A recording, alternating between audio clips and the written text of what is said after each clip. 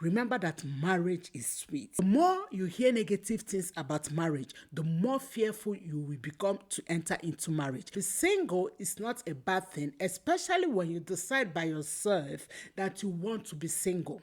In today's video, I want to share with you 5 mistakes or 5 habits that makes you single. If you don't decide to be single, I want you to take time to look into these 5 habits, 5 mistakes, and see which one that you are doing that you need to remove. Remember that marriage is sweet. So I want you to grab your pen, grab your paper, and let's look at 5 mistakes, 5 habits that keeps you single.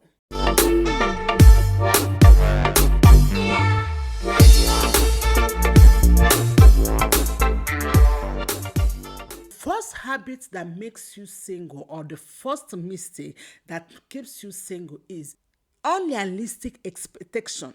Excessive list. In the year 2020, I met a friend who wants to get married. He called me and said, Gloria, I want you to help me to find a wife. I said, wow, that's good. I asked him, what are the qualities of the kind of wife you want to marry? He said, I want someone that have at least PhD, 1.72 in height, fair, not fat, from certain kind of nation, and this and that. When I look at his expectations, honestly, this kind of person is not existing. May I tell you, to date, he has not yet married. In 2020, he was 46. Now it's 2023. So if you have excessive lists of, oh, I want this, I want that, know that no one is perfect. So all of us is work in progress. Never you allow lists to delay you from getting married. Number 2, not socially available. Many people want to marry, but they are not socially available. What did I mean by that? They don't mingle with others. They are always indoors. They don't want to be vulnerable. They don't want to go out where people can see them. They don't want to, they just want to do their own thing. Their life is work this home, work this home, work this home. So if you really want to marry, you have to mingle with others. You have to attend so many activities, good ones. I'm not talking about bad activities. You have to attend so many activities. You have to go meet friends. You have to talk with friends. You have to chat with friends and talk to them. That will help you. That will help them to know that you really want to marry. So you have to be socially available.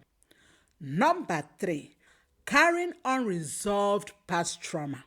Yes, I know so many times in life, many people have past experiences. But may I tell you, you cannot continue life with past traumas. You have to take time to heal. You have to take time to let go. You have to take time to improve yourself. You have to take time to be yourself. Because the truth is this, any man, any woman that wants to come into your life doesn't want to spend life with you listening to what happens in the past. Always remember, nobody is interested in what happened in the past. What people are interested is what is now. What do you learn from it? What are you doing now? Whenever you carry past trauma all along, expecting that you'll be settled down. So always take time to heal yourself. Let go of the past trauma. Dust everything out and move on.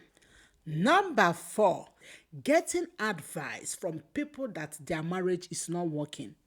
What did I mean by that? I have seen people who are single, not because they want to be single, but they do get advice from people that their marriage is not working. These people always tell them that marriage is difficult, marriage is not good, marriage is bad, marriage is this, and marriage is bad. As a result of that, they have injected fears into them that marriage is not good, marriage is not working, marriage doesn't want it. This made them not to marry because they are afraid of getting into wrong person.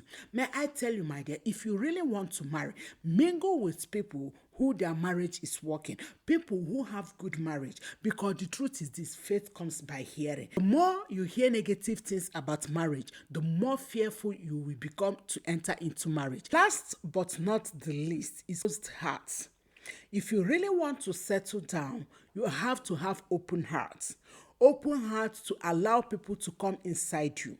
What did I mean by allowing people to come inside you? You have to compromise sometimes. I'm not saying going out of your boundary, but compromise to talk to people, to allow people to know you more, to have time to talk with you. If you have close heart, you have that heart that, oh, I don't want people to come into my space. I don't want people to know what is happening in my life. I don't want people to come and tell me this or that. I just want to be independent. I just want to be this. I don't want this. I don't want people to come and control me. I don't want people to do this.